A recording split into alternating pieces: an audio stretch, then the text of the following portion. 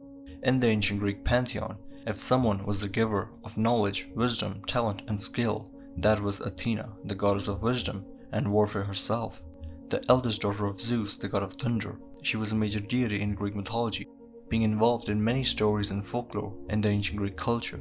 If you like this content, consider liking and subscribing to the channel. Athena was the famous daughter of Zeus and was the goddess of knowledge, wisdom, and warfare. And just like Aphrodite, who was born full grown from the sea, Athena was also a fully grown goddess when she was born, except in the case of Athena, her birthplace was from Zeus's head. One day when Zeus had a terrible headache, he asked Hephaestus to split open his head to find the cause of the issue. Hephaestus split open Zeus's skull with a powerful axe, and from the opening a light emerged. As the divinity of knowledge and wisdom herself, Athena emerged, fully grown, with glorious armor, shield, and spear, and beauty that rivals even Aphrodite herself. As she was born from Zeus's head, she received all the wisdom and knowledge of Zeus, making her equally as wise as Zeus himself.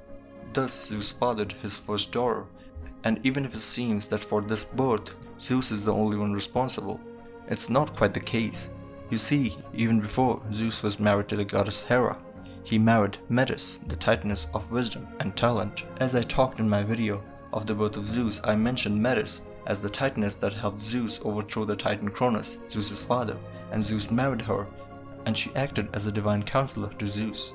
And from this union of Zeus and Metis, Athena would be born. But when Metis got pregnant with Athena, there was a prophecy that said, just like Zeus has defeated his father Cronus, Zeus's son born from Metis will be overthrowing him as well. Zeus will first have a daughter with Metis, and then a son who will be way more stronger than Zeus. Thus, without taking any chance, Zeus tried to stop this prophecy and convinced Metis to turn into a drop of water and swallowed the water, thus swallowing the pregnant Metis. But she had the unborn Athena in her womb, and many years later, Athena made her way out through Zeus's head, and thus her birth. She was often referred as the favorite daughter of Zeus, and the eldest and the most wisest of all gods. One of the interesting traits about this goddess is that she vowed never to marry or to have a relationship with any men, and thus is regarded as a virgin goddess along with Artemis and Hestia. But other than the goddess of wisdom and knowledge, she was also the goddess of war. But one might ask, doesn't that contradict the traits of wisdom that encourages and promotes peace rather than war?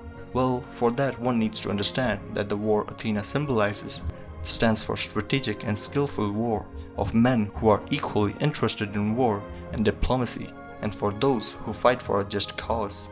And if one thinks of war that portrays all the death, destruction, and pain caused by the arrogance of men for the hunger of power, then for that war there was a counterpart of Athena.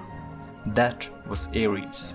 Ares was also the god of war, but he was the embodiment that symbolizes destruction and cruelty of the war that is caused by bloodlust and the wrath to completely destroy one's opponent. And thus the two different ideology duels, as Athena and Ares are in constant clash, opposing each other. Athena was also famously known for helping heroes and demigods of Greek mythology, like the time she gave Perseus a shiny shield to defeat Medusa, or the time she gave Bellerophone a magic belt to tame Pegasus, and also aided Hercules in his many adventures. She had some of the most greatest stories involving in many major events, as she is one of the most influential and powerful characters in Greek mythology.